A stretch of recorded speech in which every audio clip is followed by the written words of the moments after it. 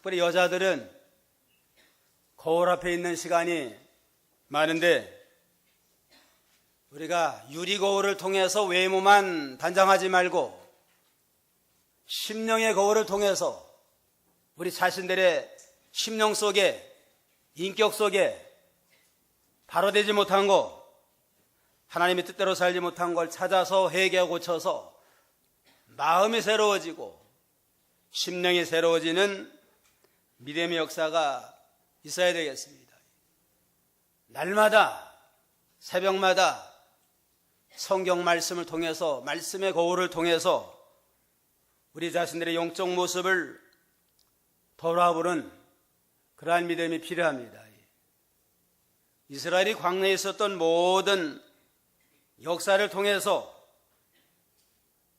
여러 가지 고난 가운데도 하나님은 위로해 주시고 축복을 해 주심으로 애굽의 종살이에서 해방을 받고 홍해와 같은 난관을 만났지만 하나님의 은혜로 건짐을 받고 광야의 여러 가지 시험 고난 가운데도 하나님이 위로의 축복하심으로 광야를 통과한 걸 역사를 통해서 우리가 잘 알 수 있습니다. 오늘날 우리의 모든 생활이 이스라엘 백성들의 광야 생활과 같다고 그랬습니다. 여러 가지 고난과 어려움과 시험이 올 때에 광야에서 역사하신 하나님의 역사를 돌아보면서 위로받고 힘을 얻어서 모든 고난을 믿음으로 극복해 나가는 그러한 성도가 되어야 되겠습니다. 성경 말씀 우리의 심령의 거울과 같아요. 야고보 1장 23절에 보면 누구든지 말씀을 듣기만 하고 행하지 않으면 이런 이는 거울로 자기의 생긴 얼굴을 들여다보는 사람과 같으니 그가 자신을 보고 떠나자마자 곧 그 모습이 어떠했는지 잊어버리지만 자유하게 하는 온전한 율법을 자세히 보고 그 안에 머무는 자는 듣고 잊어버리는 자가 아니라 행하는 자니 이런 이는 그가 행하는 일에 복을 받을 것이니라. 하나님의 말씀을 듣고 깨닫는 자는 거울로 자기의 심령을 들여다보는 자와 같다고 그랬습니다. 들은 말씀 잊어버려요. 한 귀로 듣고 한 귀로 흘러버리면 거울에 자신의 모습을 보고 머리가 헝클어졌다, 넥타이가 비뚤어졌다 하고 알기만 하고는 고치지 않는 그러한 자와 같다고 그랬습니다. 말씀의 거울을 통해 우리 심령을 들여다봤으면 바로 되지 못한 건 고치고 바로서 나가야만 효과가 있다고 그랬습니다. 또 이스라엘의 역사가 또 우리의 거울이 되고 이스라엘의 역사를 통해서 어떻게 하나님은 간섭을 하시고 축복을 하셨나? 때로는 죄 짓고 옳은 길로 가면 하나님 어떻게 우리를 다스리시나? 역사를 통해서 하나님의 섭리와 우리 역사를 우리 배워나갈 수 있습니다. 어떤 학생이 성적이 불량해가지고 그 아버지가 학교에 불려갔대요.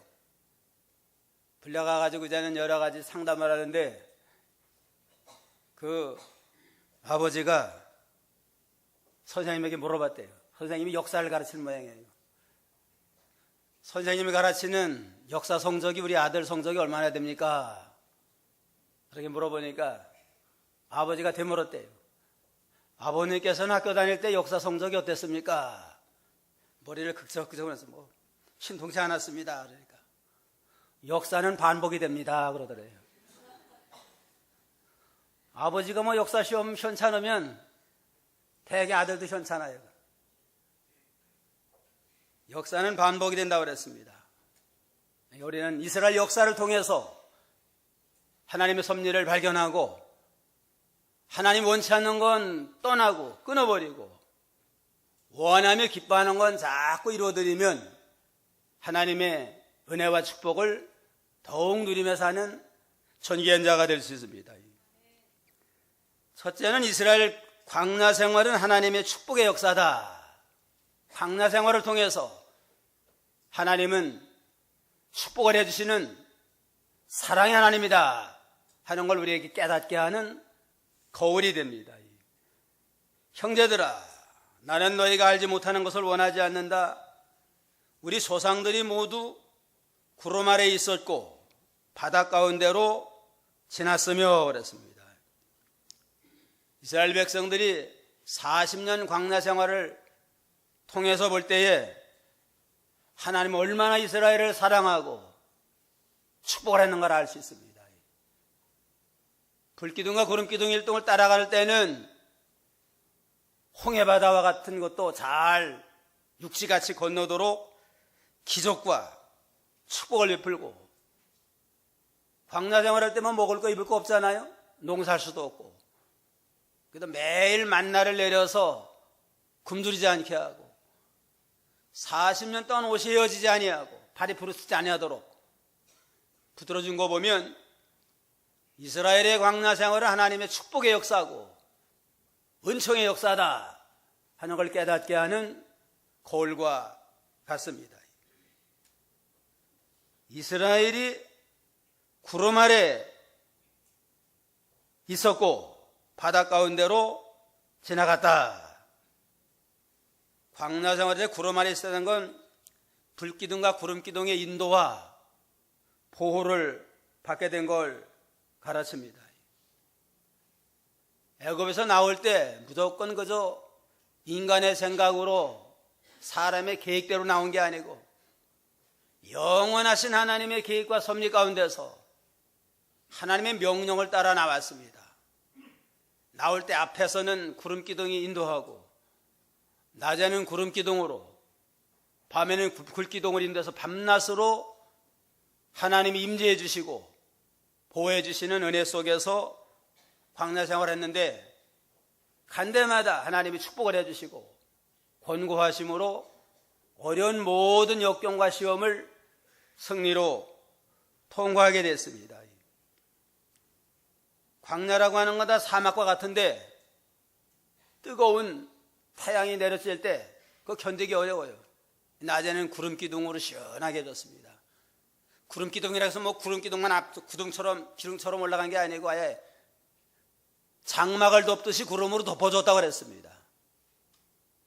광야 생활할 때 구름으로 인도하면서 그늘과 같이 천막 친 것과 같이 구름으로 덮어서 그 뜨거운 태양이 해하지 아니하도록 지켜주고 밤에는 또 불로 훈훈하게 해서 그 춥지 아니하도록 광야 생활을 한다고 하나님이 지켜뒀습니다. 시편 105편 39절에 보면 여호와께서 구름을 펴사 덮개를 삼으시고 밤에는 불로 밝히셨으며 그랬습니다. 구름을 펴가지고 덮개와 같이 이스라엘 백성들을 다 이렇게 아주 서늘하게 장막을 쳐뒀습니다. 낮에는 불로 훈훈하게 해서 구름이 덮개와 같고 지붕과 같이 뜨거운 태양을 막아주는 그러한 보호막이 되도록 했습니다. 구름 아래 있었다 하는 건, 구름이라고 하는 건 하나님의 임재와 하나님의 보호를 가르친다고 했습니다.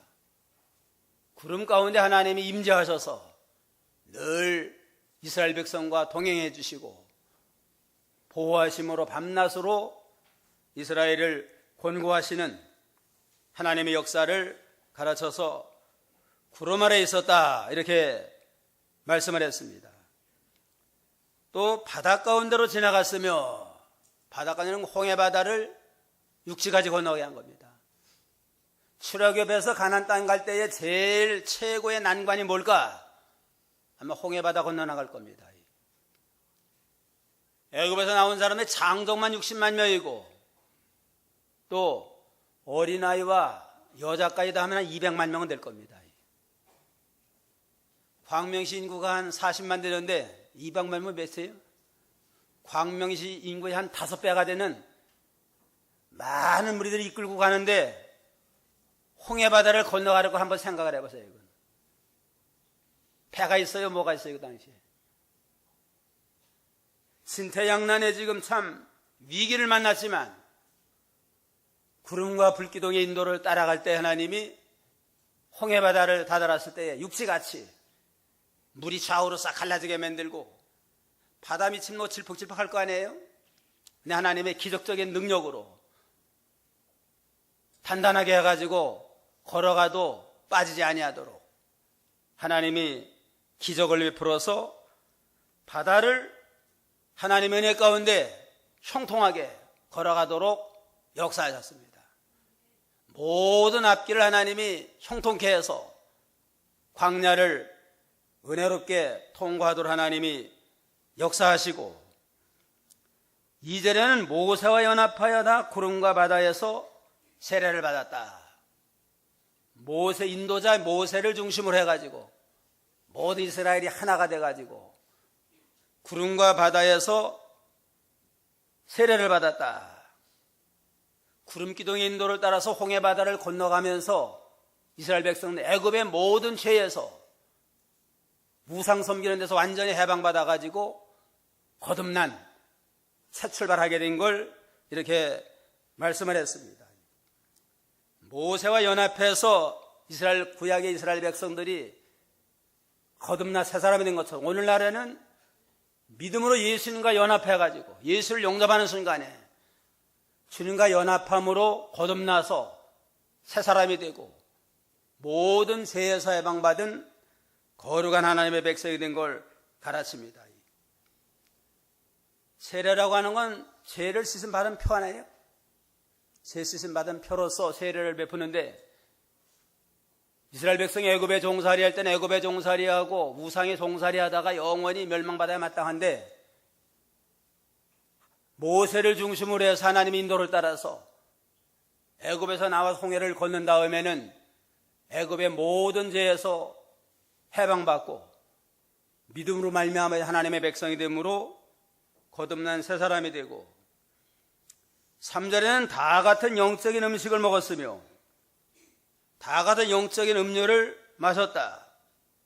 그건 자기들을 따르고 있는 영적인 반석으로부터 마셨는데 그 반석은 곧 그리스도였다 그랬습니다.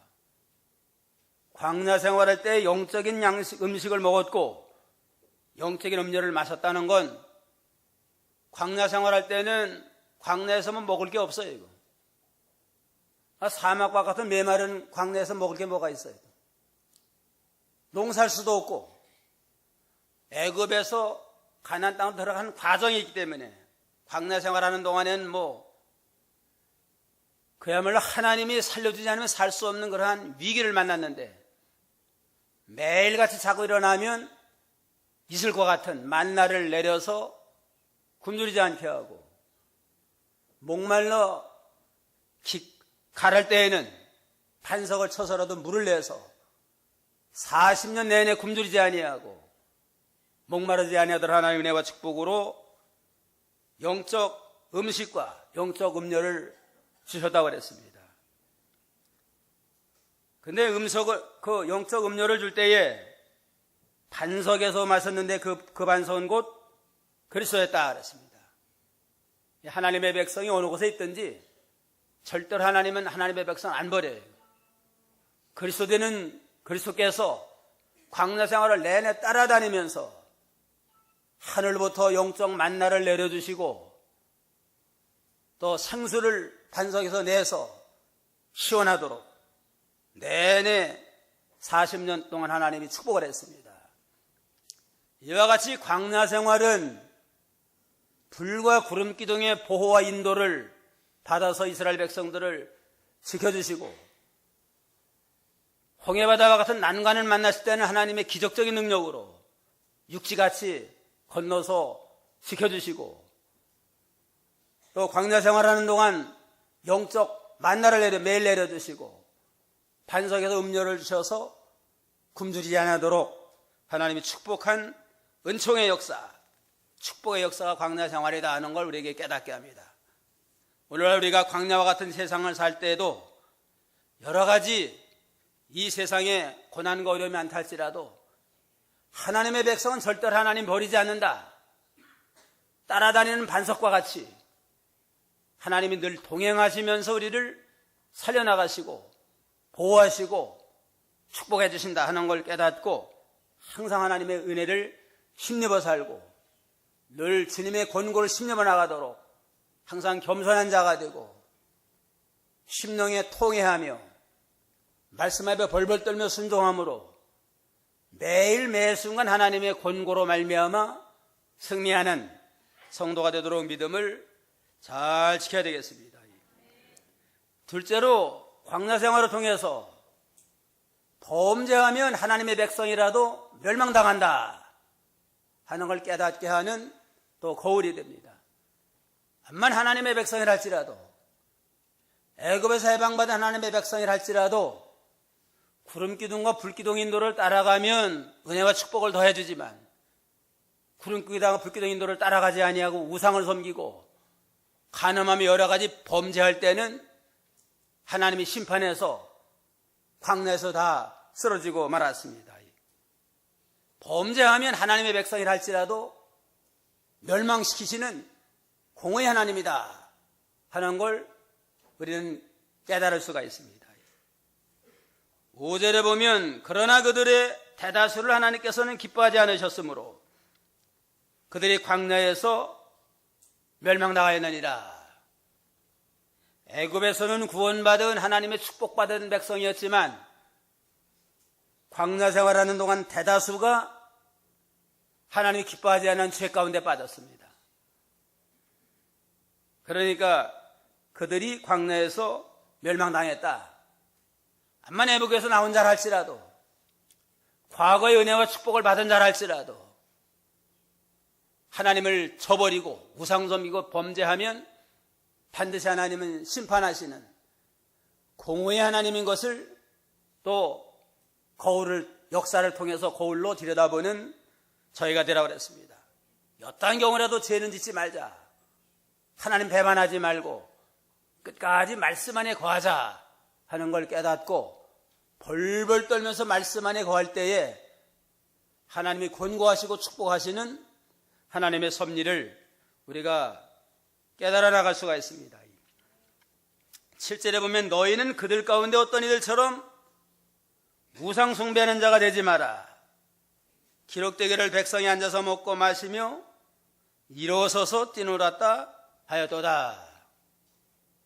광야에서 멸망당한 죄가 4가지인데 첫째가 뭐예요? 우상 숭배하고, 둘째는 간음죄를 짓고, 셋째는 하나님을 시험하고, 넷째는 하나님을 원망하다가 20세 이상 된 성년들이 대개 다 광야에서 죄값으로 심판받아 멸망을 당했습니다. 그런 거로 멸망당한 그들을 전감 삼아서 거울로 삼아가지고 다시는 우상 숭배하지 말아라 하고 우리에게 거울을 통해 경고하고 책망하고 있습니다.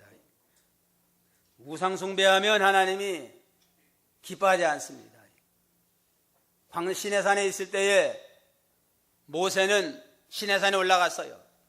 십계명 받기 위해서, 계명을 받기 위해서 40일 금식기도하러 올라갔는데 그 사이에 이스라엘 백성들이 우리를 인도하는 모세는 없고 하나님은 보이지 아니하니까 애굽에 봤더니만 애굽 사람들이 송아지를 섬기는데 우리도 보이는 송아지 만들어가지고 하나님을 섬기자 해가지고 금을 뽑아가지고 금송아지 하나 만들어놨습니다. 우상으로 만든 게 아니고 자기네들은 이게 우리를 애굽에서 인도한 신이다 하고 금송아지 만들었지만 그건 하나님이 우상이에요. 하나님은 하늘에나 땅에나 어떤 형상도 만들지 말라 하는 게 하나님의 계명인데 금으로 송아지 만들 정성은 많이 들었을 것 같아요. 송아지 하나 만들려면 금이 얼마나 많이 들어가겠어요. 많은 돈을 투자해가지고 많은 정성을 들여서 또 그걸 또 우상으로 만든 게 이게 하나님이다 하고 만들었지만 그건 말씀에 거역된 어긋난 제2계명에 하늘이나 땅에나 어떤 형상을 만들지 말라 하는 계명을 어기고 금송아지를 만든 까닭에 하나님이 진노해서 그들을 책망했다고 그랬습니다. 아예 하나님이 다 심판하려고 그랬어요. 다 쓸어버리려고 했는데 모세가 간절히 중보기도함으로 이들을 용서하옵소서, 내 이름이 하늘나라 생명책에 도말된 한이 있을지라도 이 백성들 죄를 용서하옵소서 하는 모세의 기도를 들어서 죄를 용서했지만은 우상 섬긴 결과로 하나님이 많은 이스라엘 백성들이 심판을 받게 됐습니다. 하나님보다 더 지배를 받고 더 귀히 여기는 게 그게 우상이에요. 보이는 거든 그 모든 우상은 우리가 섬기지 아니하도록 하고 만들지 않도록 해야 되겠습니다. 자, 우상에 대해서는 만드는 자도 죄고 그걸 또 절하는 자도 죄고 그걸 섬기는 자도 죄입니다. 보이는 거든 보이지 않는 거든 하나님의 다른 어떤 것이 우리에게 복을 준다, 다른 어떤 것이 우리를 살려준다 하고 그거 의지하고 나가면 뭐가 됐든 그게 우상이 됩니다. 금송아지 만든 건 오늘날 황금을 우상으로 섬기는 걸 우리에게 깨우쳐줘요. 오늘날 자본주의 국가에서는 황금이 우상이에요. 돈과 물질이 우상인데 황금 우상을 우리가 섬기지 말아야 되고, 골로새 3장 5절에는 탐심 우상이니라, 욕심 때문에 여러 가지 우상이 만들어지고 말씀을 거역하게 됩니다. 모든 황금 우상 욕심을 벗어버리고 또 쾌락이 우상이라고 했습니다. 쾌락 사랑하는 걸 하나보다 더 사랑한다. 요즘 인터넷과 이 게임이 발달돼 가지고 많은 청소년들이 게임 중독이 돼 가지고 게임 때문에 믿음 생활하지 아니하고, 게임 때문에 주의를 지키지 아니하고, 게임 때문에 제정신이 돌아가는 일들이 많은데 게임도 우상이에요. 이건. 인터넷 우상, 게임, 또 육신의 쾌락, 골프 치고 낚시 때문에 주일날 믿음 생활하지 못하는 거, 이 모든 쾌락이 우상과 같은데 이 모든 우상을 다 끊어버려야만 우리 믿음이 좀 더 온전한 가운데 나갈 수 있습니다. 에스겔 14장에 보면 또 자기 우상을 또 섬깁니다. 자기가 우상이에요.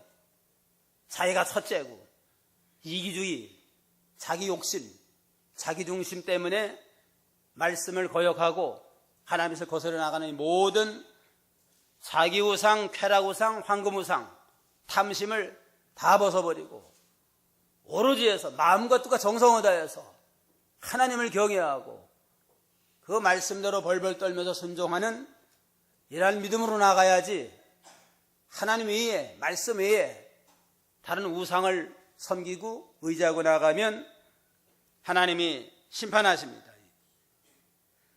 둘째는 간음하지 말지니라. 8절에 보면 그들 가운데 어떤 이들이 간음하다가 하루에 23,000명이 죽었으니 우리는 그들처럼 간음하지 말라. 모압 광야에서 이스라엘 백성들이 그 모압 여자들과 간음을 하고 그들이 따라주는 술 먹고 방탕을 하다가 하루에 23,000명이 하나님 앞에 심판받아 죽는 그런 역사가 있습니다. 술 먹고 간음하고 방탕하면 믿음에서 떠나가 돼요. 하나님이 진노하십니다. 예수님은 여자를 보고 마음에 음욕한 자는 이미 간음하였느니라. 마음에 음욕을 하고 악한 생각하는 자체도 음란한 죄와 같다고 그랬고, 또 마음으로 하나님을 떠난 거, 하나님 떠난 건 영적 간음이고, 세상을 사랑해요. 하나님보다 세상을 더 사랑하면 세상과 간음하는 자와 같다고 그랬습니다. 마음과 뜻과 정성을 다해서 하나님만 사랑해야지 마음이 자꾸 세상으로 가고 다른 이성으로 기울어지고 또 세상 낙으로 기울어지면 무슨 마음이 가난한 상태와 같다고 그랬습니다. 온 마음, 모든 정성을 다 기울여서 하나님을 섬겨서 영적 간음하는 죄에 빠지지 아니하도록 하고 또 하나님을 시험하고 하나님 원망하는 가운데 빠지지 않아야 되겠습니다. 9절에 보면 그들 가운데 어떤 이들이 시험하다가 뱀에게 멸망당하였으니 우리는 그들처럼 그리스도를 시험하지 말자. 하나님을 시험하는 겁니다. 과연 하나님의 말씀대로 될까 안 될까? 기도하면 들어주실까 안 들어주실까? 의심하는 건 하나님이 시험하는 겁니다. 하나님 믿으면 구원받고 기도하면 응답해 준다고 했으니까 그대로 믿고 기도하면 응답된 걸 믿고 나가면 반드시 응답 받아요. 기도에도 의심을 하고 말씀 순종하면도 의심하면서 나가는 건 하나님을 시험하는 건데, 시험하는 자에겐 하나님 응답 주지 아니하 하나님의 권고가 떠납니다. 이스라엘 백성들이 하나님의 순종해서 홍해바다를 건너갔잖아요. 건너갈 때 이스라엘 백성들은 믿음으로 순종해서 건너가니까 육지같이 잘 건너서 하나도 희생하지 않고 다 구원받았는데, 애굽 사람들이 뒤따라왔습니다. 뒤따라오면서 야, 이스라엘 백성도 우리 종살이하던 이스라엘 사람도 건너갔는데 못 건널 건 뭐가 있느냐, 시험적으로 우리도 한번 가보자 하고 건너가다가 이스라엘 사람 마지막 사람이 다 홍해바다에 나온 다음에는 믿음으로 하지 아니하고 시험하고 이렇게 나간 애굽 사람들이 바다에 있을 때 홍해바다가 물이 같이 다시 합해짐으로 홍해바다에 다 수상되고 말았다고 그랬습니다. 똑같은 장소지만은 똑같은 환경에서 믿음으로 순종한 이스라엘 사람들은 홍해바다도 다 구원받았지만 시험적으로 의심하면서 시험적으로 건너갔던 애굽 사람은 거기서 다 죽고 말았습니다. 똑같이 신앙생활하지만 똑같이 교회 생활하지만 믿음으로 순종하는 자는 다 구원의 축복을 받지만 의심하고 시험적으로 하면은 하나님의 권고가 떠난다는 걸 알 수 있습니다.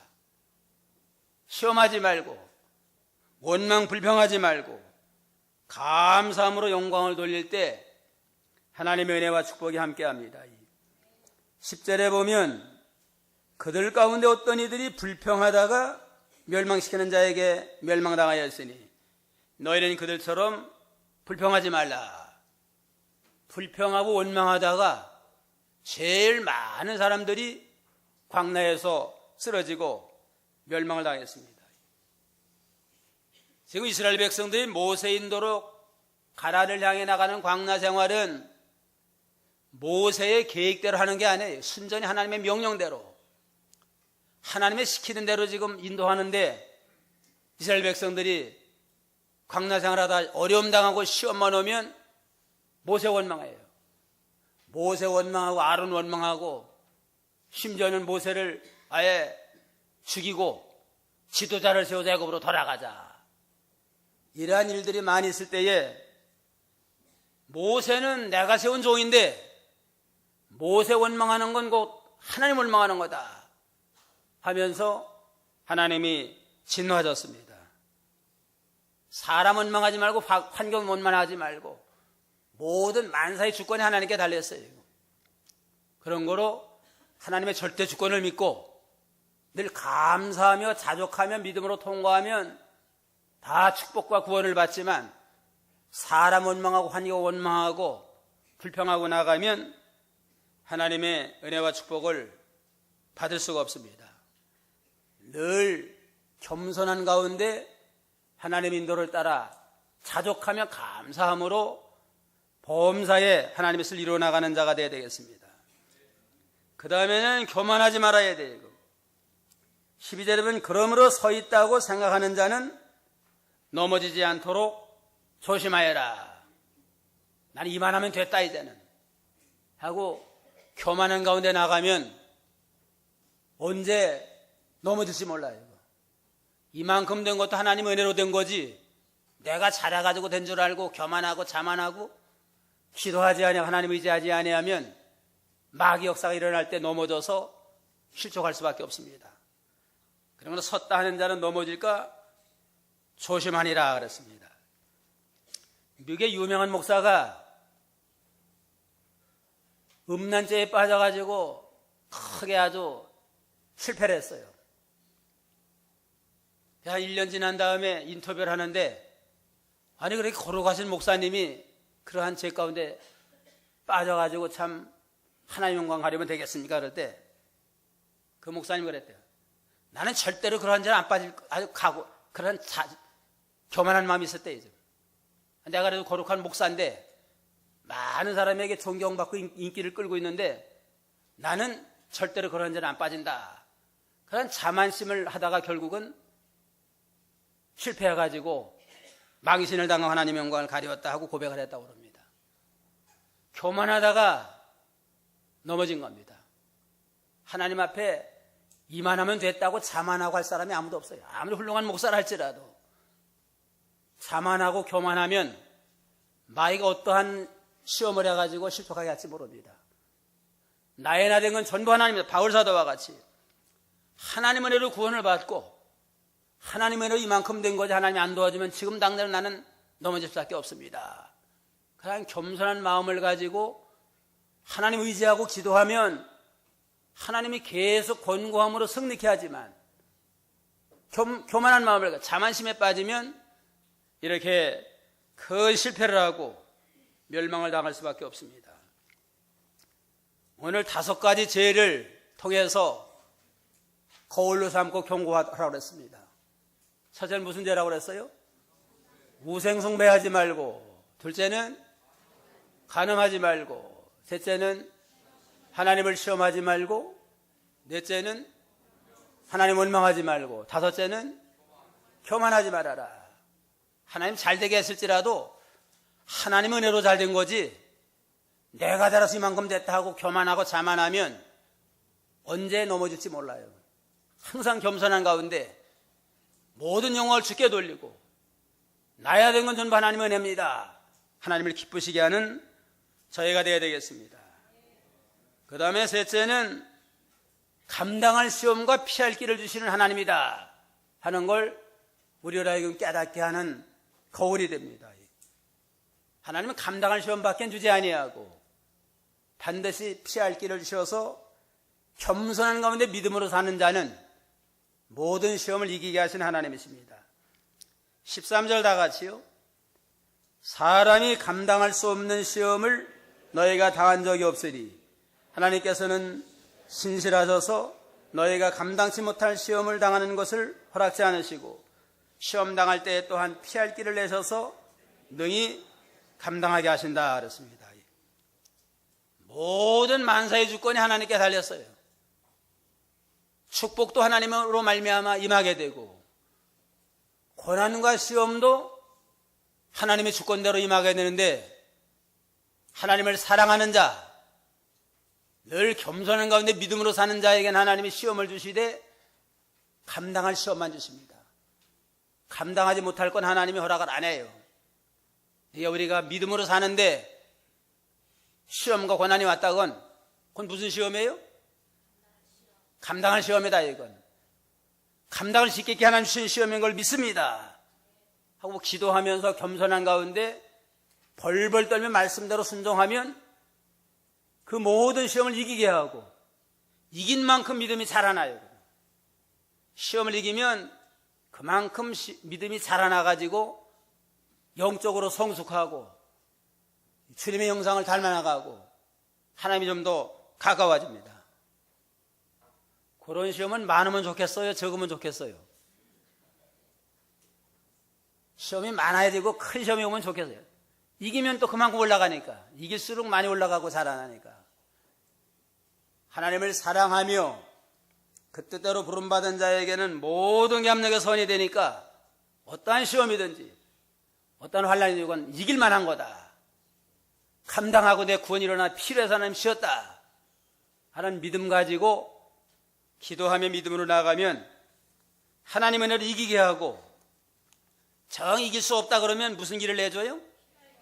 피할 길을 내서라도 모든 시험은 믿음으로 나가는 자는 반드시 통과해서 승리케 하시는 그런 하나님이라고 그랬습니다. 유대인에게 내려오는 이야기가 있는데 천국 가면 이상한 나무가 하나 있대요. 나무 이름은 슬픔의 나무예요. 슬픔의 나무. 슬픔의 나무인데 고난당하고 슬픔당한 자가 이제는 슬픔의 나무에 가가지고 자기 슬퍼하고 이길 수 없는 어려운 걸 그 나뭇가지에다 걸어놓고서 또 여러 가지 다른 사람이 걸어놓은 슬픔을 다 천사를 인도를 따라서 시찰한대요. 그 가운데 내 슬픔은 그 나무에다 걸어놓고 자기가 원하는 거 아무거나 다른 걸로 바꿔갈 수 있어요. 다 돌고 돈 다음에는 결국은 자기가 걸어놓은 거 그거 갖고 간대요. 자기가 당할 때는 천하에 나보다 슬픈 사람이 있고 고난당한 자가 없는 것 같은데 다른 사람들은 모든 슬픔을 다 겪어보니까 내 건 약과야, 약과. 나보다 더한 슬픔, 더 큰 억울한 일 당하고 더 큰 비참한 자리 너무 많은 걸 깨닫고서 결국은 그래도 참 이건 내가 감당할 만하다 하고 자기 걸 도로 가져간다 하는 그러한 전설이 있습니다. 당할 때는 내가 최고로 슬픈 자 같아요. 제일 불쌍한 자 같아요. 나 혼자 그냥 광야에 떨어진 자와 같고 천에 나갔는 자 없는 줄 알아요. 좀 더 이제 시야를 넓혀서 내려다보면 나보다 가난한 사람, 나보다 병들고 고통당하는 사람, 불쌍한 사람이 얼마나 많은지 알 수 없습니다. 그렇기 때문에 우리가 세상 생활면에는 내려다보고 살아야 돼요. 올려다보고 살면 원망불평할까 말지만 내려다보고 살면 감사하고 자족할 게 많습니다. 그런 거로 생활면은 내려다보고 살고 신앙면은 올려다보고 살아요. 나보다 잘 믿는 사람, 나보다 기도 많이 하는 사람, 나보다 전도 많이 하는 사람 올려다보고 살면서 나도 그렇게 믿음으로 올라가자 힘을 쓰고, 생활면 고난당하고 슬픔당할 때 나보다 못한 사람을 내려다보고 살면 위로가 되고 큰 힘이 돼가지고 모든 환경을 능히 이겨서 승리하는 복된 성소가 될 수 있습니다. 오늘 이스라엘 역사를 거울로 삼자 이스라엘의 광야 생활은 하나님의 축복과 은총의 생활이다 하는 걸 깨닫게 하는 거울이 되고, 아무리 하나님의 백성이라 범죄하면 멸망하신다 하는 하나님의 심판의 거울이 되고, 또 우리에게 여러 가지 시험과 고난이 오지만 반드시 감당할 시험을 주시고 피할 길을 주셔서 믿음으로 사는 자를 항상 승리케 하신다 하는 하나님의 거울을 바라보고 고난 가운데 낭망하지 말고, 더 비참하고 더 어려운 가운데 믿음으로 승리하는 자가 있는데 내가 당하는 건 아무것도 아니다, 그러한 믿음을 가지고 날마다 하나님의 은혜로 믿음으로 승리해서 주께 영광 돌리는 저희가 다 되어야 되겠습니다. 기도하겠습니다.